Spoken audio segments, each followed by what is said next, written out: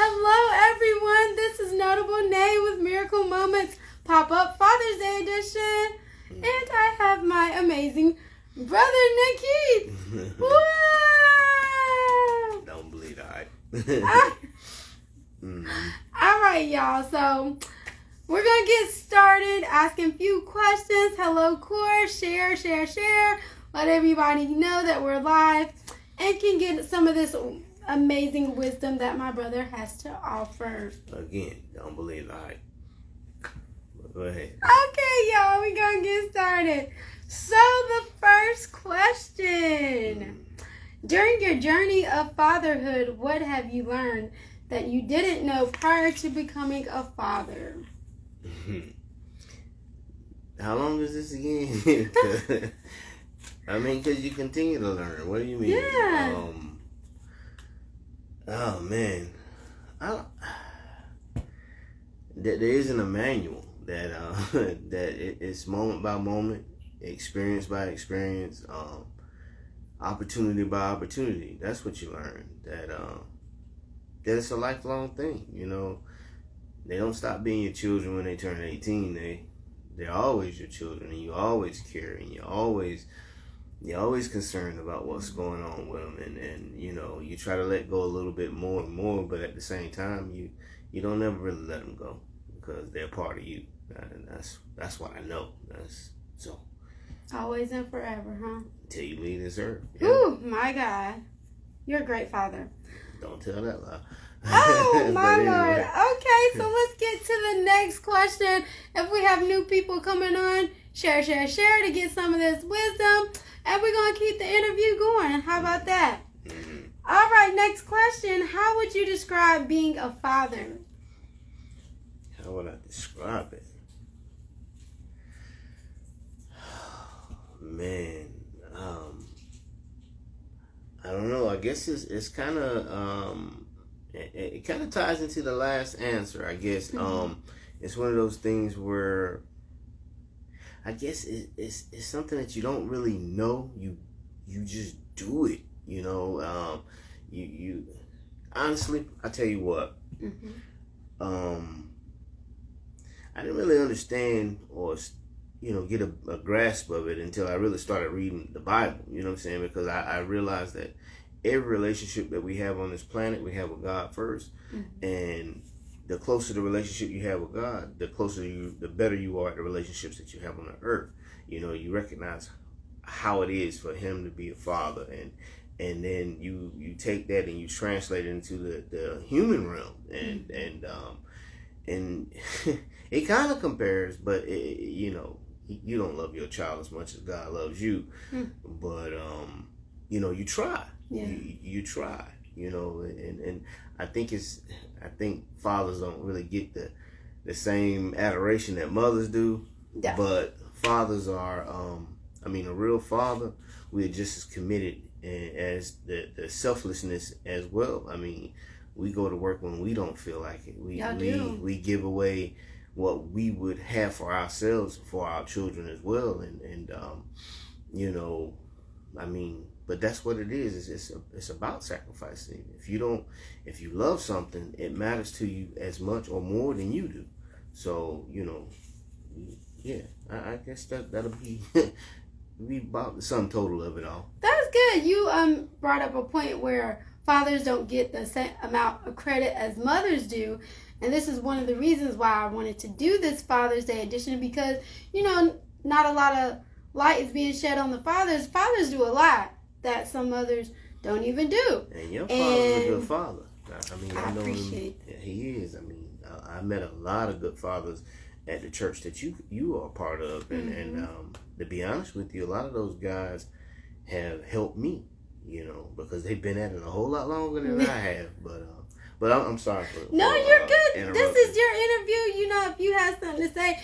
But the reason why I wanted to do it, because like I said, not a lot of light's been shed on the fathers. And there's some good, I'm going to say this, there's some good black fathers out there. And, they're not getting the credit they deserve. And I'm going to just put it out there. And I wanted to highlight some of the amazing fathers that I know. I'm not done doing interviews, but these are ones that I've done so far are some of the amazing men in my life that I see are amazing fathers that are doing their thing for their children and going above and beyond and doing what they need to do. And one amazing father that we know, that how we're connected, who is no longer with us, but always in our hearts. And Lord, he was a interesting individual, and we love him. Brother Clarence Eli, always and forever. For real. He taught us, Lord, so much. And he, I mean, he's that guy. He is that guy that he modeled that whole,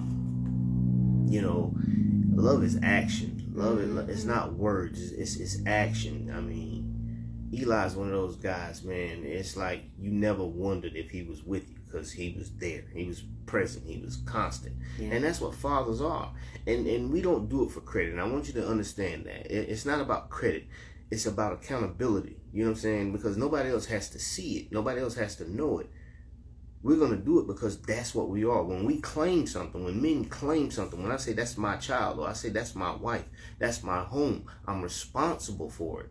And I'm going to do what's necessary to make sure that it's well and that it's taken care of. So it's not about credit. It's about accountability.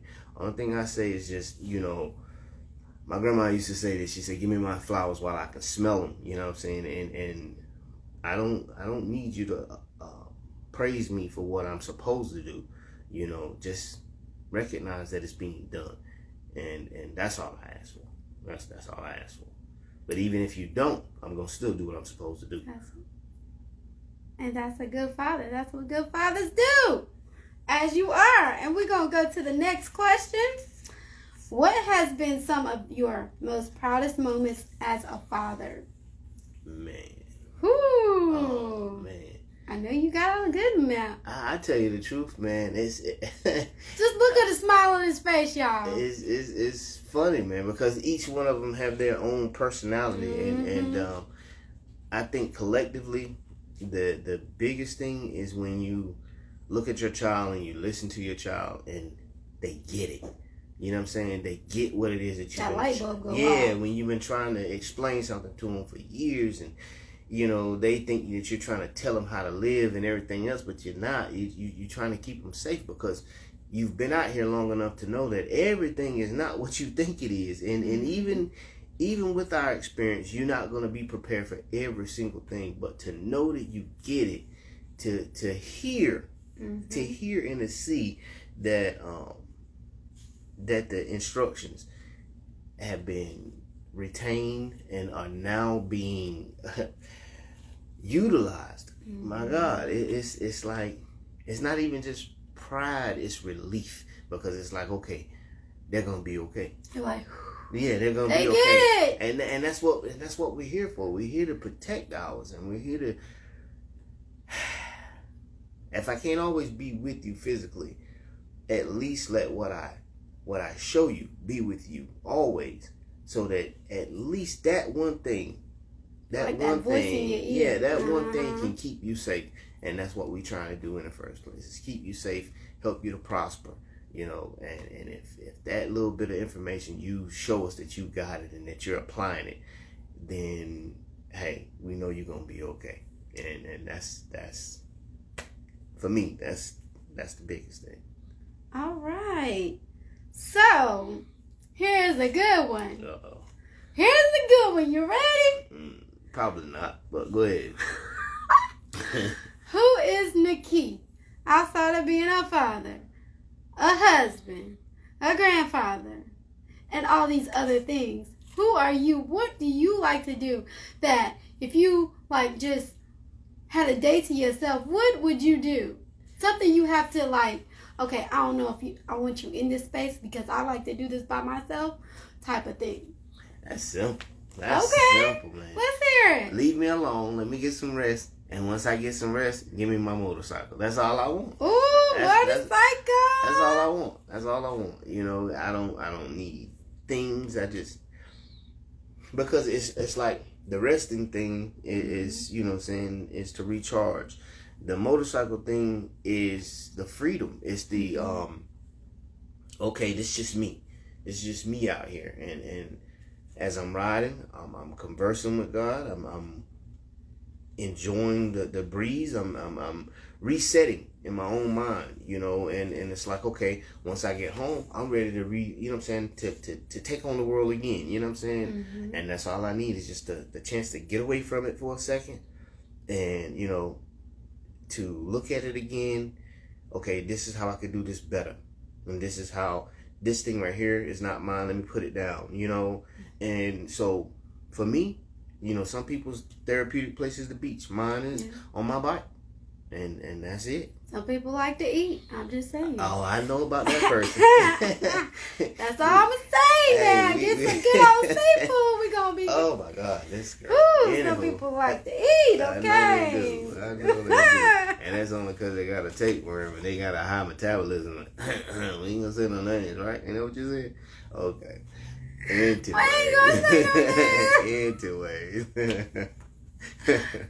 Okay, next question. Ooh, Lord. All right. So, what has been I already asked that one, but hold on one second, y'all. This interview is so good, I'm just getting all the questions confused. All right, as a father, do you believe there are some areas where you can improve?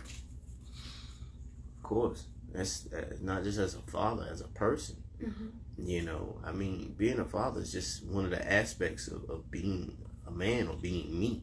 Mm-hmm. You know, so there's always room to improve. You know, and if a person thinks that they can improve, then they're in trouble, and whoever's following them are in trouble. You know, because if you know everything, then your name should be Jesus. You know, and since mine isn't, I got some room to improve, and the people around me would. I think they would accept the fact that I could improve as well. But I think one of the biggest things is me. I can't hide anything. I mean, I'm showing your face. It does. It actually does. If I approve of something, I'm smiling. If I disapprove, you got that eyebrow going up or something. And if I'm questioning something, I have this thing where I turn my head to the side. It's like I'm listening intently now, and you know, and do you fold your arms like this?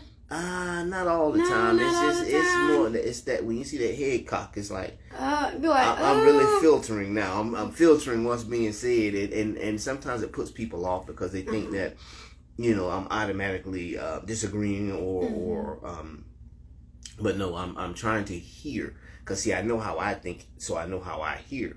But the thing is, sometimes I have to recognize that this is someone else's thoughts. This is someone else's feelings. And I need to be able, and especially with my children, Caleb, my youngest, the boy is amazing. You know what I'm saying?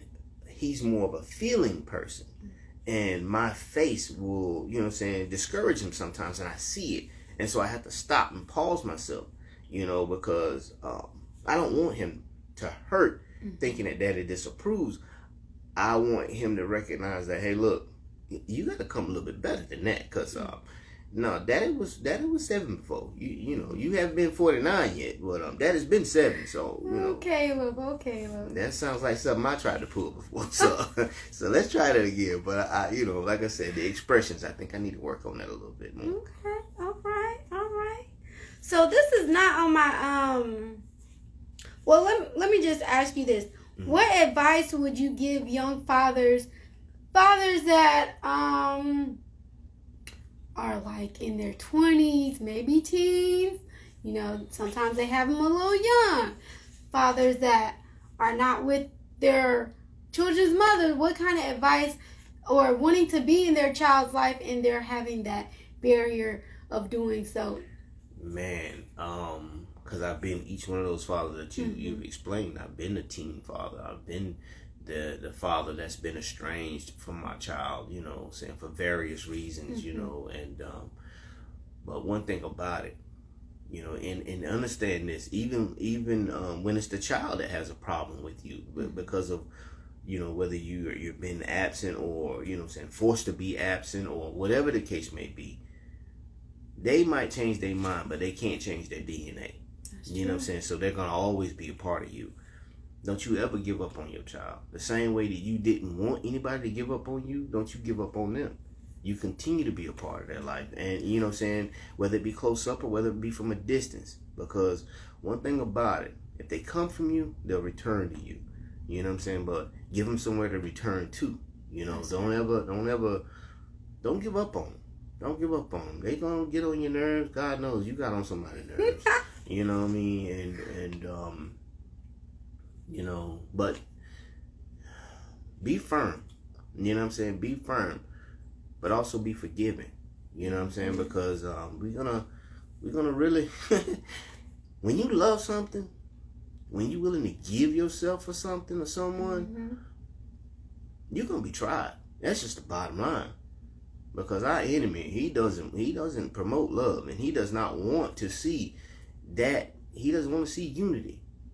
So one of the biggest things is, don't you ever give up. Don't you ever give up. Don't you ever give up. Be a father right where you at. You know, I mean, from even in prison, in wherever your body is, does not stop you from spiritually, emotionally being a father. You know, you pray for your child. You pray with your child. You know, you pray for that relationship. You know, and one of the things I realized, and I think a lot of women didn't realize, you know, or don't, because as we get older, we recognize it. You know, when you start dating or whatever, you're dating that person, and you might not have the mind that, okay, we're going to make these babies. You know what I'm saying? So you're not equipped for these babies, you know, and then here's another dynamic now that this child is here, you know, and so you're trying to grow into it, and other people are expecting you to be this ready-made, and you're not, because that's not what you signed on for. But that's what happened. And since that's what's happening, now it's time to learn. You know what I'm saying? And sometimes that curve is a little steep, but thank God you got time. But if you keep doing something long enough, you'll get good at it. At least better. So that would be my advice. Don't give up. Don't give up on them. Don't give up on yourself. And don't give up on God. Oh, praise the Lord. That was good. Whew. How much longer is this? That was all right. This is the last question. Unless I'm not getting paid. I don't know. You might get paid. I'm just wondering, you know what I mean? I just agreed to something, didn't see the Yeah, contract or nothing. I really appreciate you. I'm sure everyone watching appreciates you because this was good. This was good. Okay, last question. And if anybody has one question, and then we're going to wrap it up, because I appreciate your time. I appreciate you taking the time to do this live interview with me, because, you know, some people glean from this interview, and I hope so. And some of the wisdom that you listen. I'm speechless. I was asking a question earlier, and I forgot where I was, because anyway, as a father, do you feel like you can learn from your children? You probably touched on this a little bit. Of course. But of course. I mean, they see things. They see things that I don't see. Mm-hmm. I mean, we complete each other. Mm-hmm. I think God said, he said it's not good for a man to be alone. And he was speaking about Eve. But as the process of him being with Eve, he gave him more people to be in his circle. Mm-hmm. And each of those people are a reflection as well as a learning point as well. I mean, because, my sons see things that I don't see. And because my first mind isn't to see that. My first mind is protect what's mine. Not really, you know. And so it's like, yeah, they do. And it's funny how when you take the time to see how they see, and sometimes you don't see it right away, just like they don't see where you're coming from right away, because of the age gap, because of the experience gap, and so forth and so on. You know, So you gotta be teachable in everything. Yeah. You know, and like I say, I learn from them and I laugh with them because it's some funny people. You know what I mean? They're some funny people. And you know, like Grandma used to say, you get more flies with honey. And I think with them teaching me through laughter, you know, I can get it a lot better than somebody just standing over me trying to beat information into my head. So that is true. So yeah, I do learn from my kids, and I hope they learn something from me. You know? I'm pretty sure they do. You know, I'm pretty sure they do. Well, once again, I appreciate you, my brother, y'all, taking the time to come and to come in the video. Yo, I'm thinking in a future where I can have a studio where you will come. I was talking about that earlier. Okay. Well, you will come to my studio and we'll maybe do another interview sometime. Okay. That's in the future when I get, you know. But I appreciate you for taking the time to allow me to interview you for my pop-up Father's Day edition of Miracle Moments with Notable Nay, and my co-host Courageous Cora. She's in the comments. She said this is a really good interview, and we appreciate you, and we just, you know, you are an amazing, I mean, I tell you this all the time, I think you know, are amazing, one of my favorite people ever, you know. That's how I feel about you, you know what I mean? Really and truly, you know what I'm saying?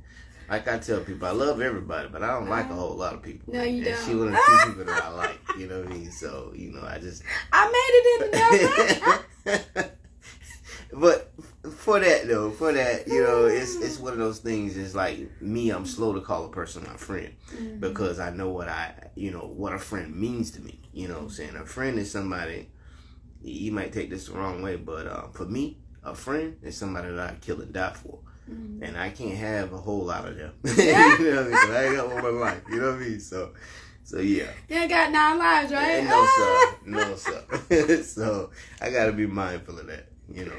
But all right, y'all. Well, this has been pop-up edition of Father's Day Miracle Moment with Notable Name, Courageous Cora. Thank y'all for watching. You guys that are not on, y'all can watch the replay because this has been an awesome interview, y'all. I'm like really speechless. That kind of don't happen often, but this was really good. Y'all have an amazing day. Be blessed. Remember, you are amazing. You are special. You are important. Have a great day.